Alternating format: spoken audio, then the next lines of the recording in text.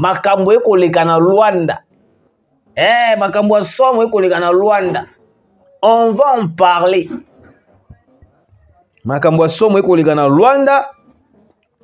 Et puis de l'autre côté, grande perte. Kagame Corneille Nangaa recule face aux armes lourdes chinois. Perte ya somo au sein du M23. On vous avait dit Tshisekedi ne blague pas. Un jour, Tshisekedi aloba kayango que non Rwanda amona nga lokola mwana mukete. Rwanda amona nga lokola bébé te. Soki na ko sala lokola ndeti ko bonde la Rwanda, c'est parce que naza ko luka ko éviter de mort au Rwanda. Na minute oyo tokoma chaque jour na Rwanda matangi zalaka. Chaque jour au Rwanda, il y a de deuil. Maman oyo bana na bango bakendaka formation militaire na Rwanda. Après une semaine, babenga bango na téléphone ke note matanga ya mwana na okingadi.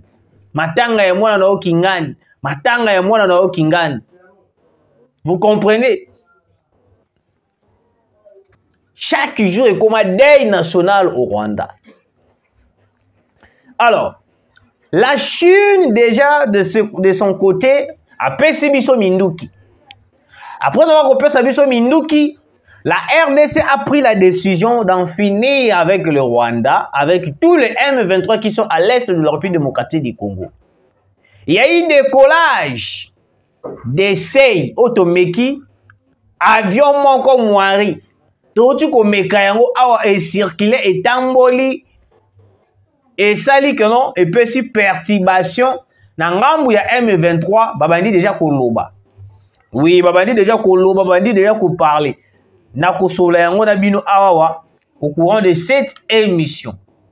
Mais tout d'abord le semon to développer ba sujet o ezali parce que na titre na biso Kagame Corneille Nangaa recule face aux armes lourdes chinois. Très chers abonnés, en ce moment, les Rwazalendo et les FARDC ont préparé une grande attaque aux Ezali, attaque tragique contre le M23. Oui, attaque tragique contre le M23. Pourquoi? Biso tolingito sola na Luanda. De l'autre côté, Paul Kagame a renforcé le M23, a renforcé le RDF, a renforcé AFC. Tomitouni plusieurs questions. Est-ce que c'est pour parler aux alliés dans Luanda? Ça va apporter quelque chose parce que si réellement Paul Kagame avait besoin qu'on puisse mettre la paix à l'est de la République démocratique du Congo, je ne pense pas que non. Il allait encore une fois de plus renforcer la position, renforcer les positions des M23, AFC, Corneille Nangaa, Bertrand Bisimwa. Dans un moment où il est comme Likambo, au Beti to Betani. Au Beti to Betani. On a beaucoup d'orloté Paul Kagame, to Berceye, to Bondelier, to Keibo, to Lobi, oh non, c'est Singela Kito Loba. Mais on a compris que Paul Kagame n'a pas la volonté de retirer ses hommes sur les sols congolais. Oui, il n'a pas cette volonté. Parce que Thibaut Komo n'a pas perte énorme, parce qu'on a Kati à Rwanda. Et il faut démontrer que non, Paul Kagame a tatoké na Rwanda. Na Brazza, na États-Unis, na Chine, na Russie, il n'acceptera jamais de quitter le sol congolais sans pourtant avoir le bénéfice ya Oya Koluka. Parce qu'il est manipulé par l'Occident. Il est manipulé par l'Occident. Alors l'Occident pousse Paul Kagame de refuser, de continuer à résister, à persister sur ce qui se passe à l'est de la République démocratique du Congo. Il y a de pertes énormes au Salamina est de la République. On a mis une question. Malgré la dictature, il y a Paul Kagame. Pourquoi la population rwandaise ne se lève pas? Parce que il y a 2 personnes, 3 personnes, mais jamais il y a 2 millions de personnes, 2000 personnes. On va marcher contre cette dictature. Parce que général rwandais Moro Telemaka, en pleine réunion au Paul Kagame a vendu ça tous les militaires. alobi même président Paul Kagame okotinda biso tokende koboma na est de la République voisin na biso. Mais eloko ezokamwisa biso étant donné toali ba militaire na yo. Soki tokei koboma na est de la République. Tozui ba minerai ya République démocratique du Congo. Ole biso moko ba Rwandais to bénéficier na minerai yango. Mais biso ba Rwandais tozo bénéficier na minerai yango te, mais les États-Unis et l'Occident de ba ko bénéficier na minerai yango. Alors que biso ba Rwandais, biso ba militaire na yo tozo kufaka na est de la République. Paul Kagame tanga yo ki réflexion ya militaire na yo wana asali crise. Oh wa pa kena ko se retrouver na Pays-Bas. Donc en quelque sorte la population rwandaise ba komi ko comprendre que non eloko to ko bundela ezali yango ya biso te. Eza bénéfice ya ba occidentaux. Oui, l'Occident en bénéficie en 100% par rapport au Rwanda. Donc le Rwanda, il y a le rôle à pas. Il y a le rôle à pas. Donc il y a le rôle à kaka akanga mbisi. Soka kangi mbisi, msu ba pese kaka kisuka pamba. To ba pese kaka liswa pamba lia. Mais nyon surtout etangami ba kombo ya minerai. Ezo kene na Occident. Alors qu'il y a de grandes pertes au Salama na Est. Ba Rwandais, ba kokufa, ba Ougandais, ba Kenyan, ba kokufa.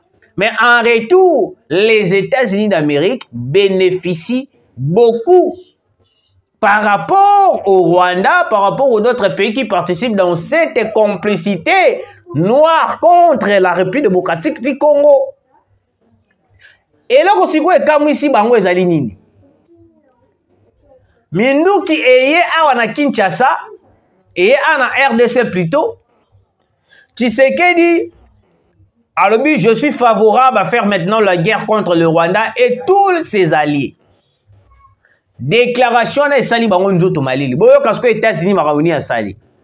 Une délégation américaine a été reçue par le président du Sénat de la RDC, le speaker du Sénat Jean-Michel Chamaloukonde, a reçu vendredi 13 septembre 2024. A reçu vendredi 13 septembre 2024 en audience dans son cabinet de travail au Palais du Peuple. L'ambassadrice des États-Unis, Lizzie Tramlin, hey, Nzambalola, place au roi puis les États-Unis d'Amérique, par comme le roi a un problème à Moutou, Boyoka, accompagné de la députée Brock J. Kidd, c'est en anglais, hein, excusez-moi. Plusieurs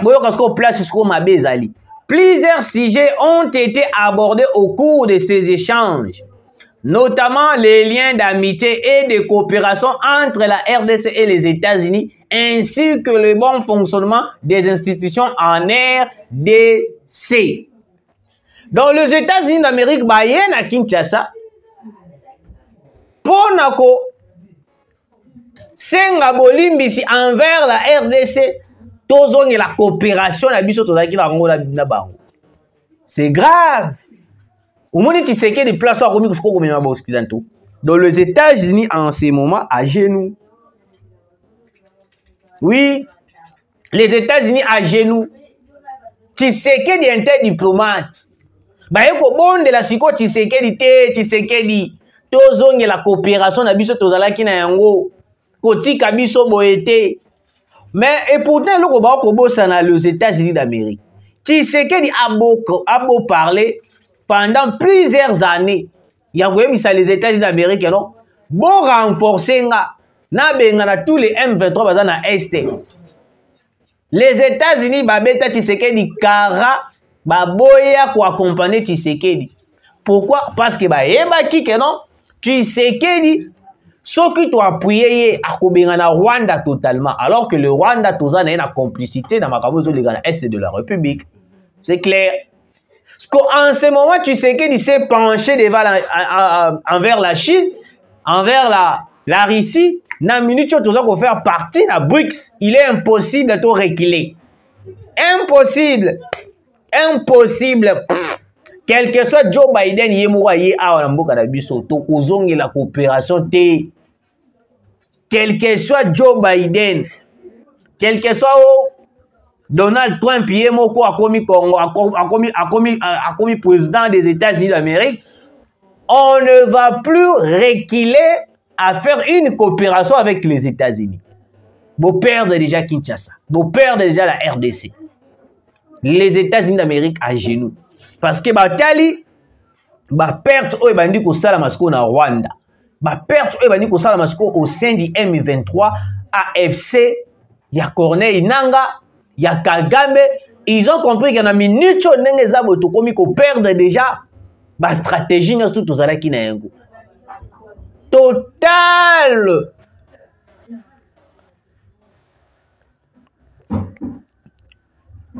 Plan on va préparer.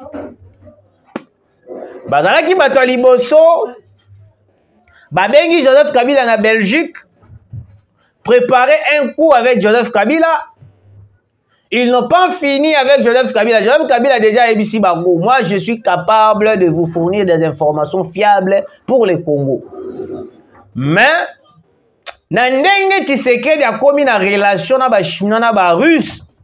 C'est très difficile parce que dans les minutes ba Russe na ba Chinois bazana bonne relation avec la RDC.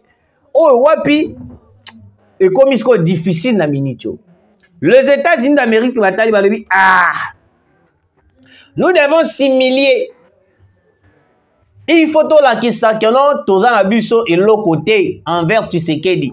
Nous devons aller demander pardon envers Tshisekedi. Peut-être Tshisekedi a déchiré toi a kata accord ya sinaki na Chine na réussi. Impossible. Tshisekedi déjà est parti. La RDC est partie. Boumoni sikoyo place au yo na eseki bino que non. Tshisekedi azali na ba stratégie moko un peu très compliqué comme si a komi ko jouer na stratégie moko lokola Vladimir Poutine. Nyonso wana ni kovanda na Poutine Tshisekedi a komi ko zwa ba mayele moko un peu très avancé o wapi batwana ba komi ko comprendre te ba mi tuna question est-ce réellement c'est Tshisekedi Outo ezali papa na yende aza ko incarner corps ya Tshisekedi. Plusieurs questions se posent. Alors, Kagame recule face aux armes lourdes chinois. Les États-Unis accueillent Kofu comme la RDC, tous sa coopération.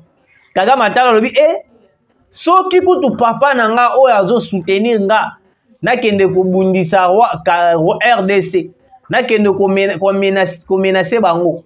Akei ko fuka la RDC e bongo nga yoyo nzete ya kokauka. Je vous parle na minute o na ko Sabino, il y a repli de M23 dans plusieurs positions qui est à l'est de la République. Bakomi ko banga de bakomi parce que les États-Unis ont compris déjà la grandeur. Il y a renfort, il y a militaire renfort, il y a armes lourdes. Oh, Chine a pesi bango, a pesi RDC. Et comme l'eau mususu. Et comme l'eau mususu. Oui, et comme l'eau mususu. Alors, en ce moment, très chers Congolais, Kagame avait ordonné naba militaire na RDF et puis ba M23 bakomi ko kangabisa kana plusieurs positions bakomi ko kima bakomi ko sundola yango bakomi ko sundola yango makambo ya Luanda Nzambe Lorenzo akomi ko za position ya RDC. Voilà, c'est une bonne chose, c'est une bonne chose. Nalandi commentaire moko esalinga posa ko seka mais na seki pe kaka balobi boy à Luanda le président congolais Félix Antoine Tshisekedi a écrasé Paul Kagame. Waouh, toute la rhétorique de Kagame assise sur la manipulation et le mensonge ont été déshabillés par le président Félix Antoine Tshisekedi Tshilombo Fachi Béton. Vous comprenez? Mathieu Balouki na yesuko awa place sikoyo Lorenzo alinga bebisila bango dossier. L'État terroriste du Rwanda reconnaît son agression terroriste contre la RDC et prépare le retrait de ces terroristes RDF. Na Luanda na Minichoyo, le Rwanda, Paul Kagame a reconnaître agression terroriste ya militaire na ye na kati ya République démocratique du Congo. Wow! Isengeka Tshisekedi azala pour que tout comprendre ba makambo mususu. Isengeka Tshisekedi azala na pouvoir pour tout comprendre que non, il y avait quelqu'un, un président, au akonda le roi soke loko nini wana ye mutamina sakabiso na est de la République. La RDC et Joao Lorenzo exige le retrait de la RDF pour parvenir à un accord de paix et exclut toute forme de négociation avec le terroriste M23. Plan na bango esimbité. Plan esimbité nzamba lola.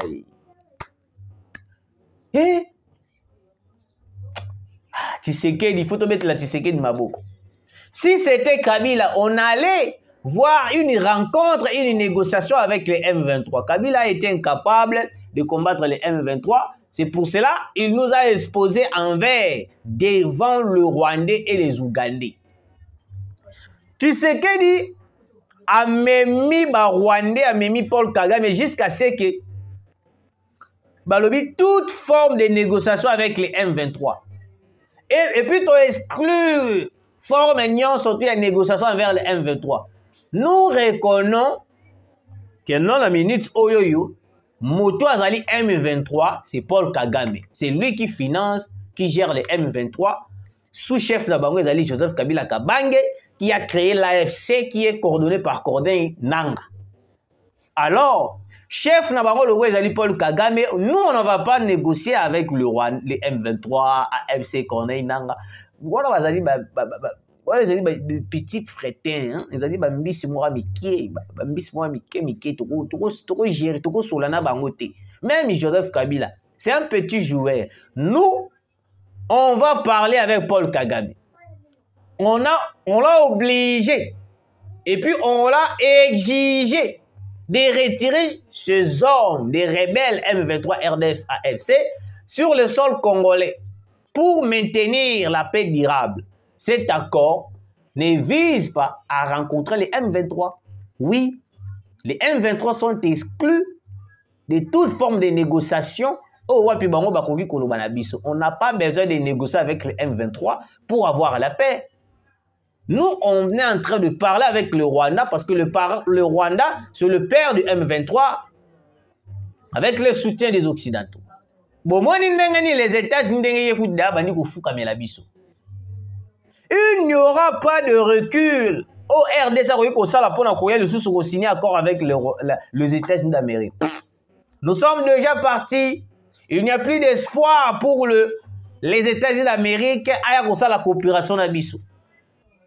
Tolobi mingi, ça fait des années. Bo memi biso bo zubiso lokola bana na bino. Bo sakani na biso, bo jouer na biso jusqu'à ce que to monika ka moyen ezate to se pencher na biso na reçu na Chine. En ce moment, to bossa na nyonso na minute oyo la RDC azoko envisager déjà d'attaquer le Rwanda, d'attaquer Kigali et puis de ramener la paix durable à l'est de la République démocratique du Congo. Oui. Alors, pour terminer, Bande Konanga, cette émission, il y a une nouvelle qui vient de tomber. Oh, wapi. Bato ebele ba kolobela yango pe. Mais na lobaki na kolobela yango ata na suka. Alors, Boti Kangana développé comme ça na Lubilango Atana Souka. Très chers Congolais,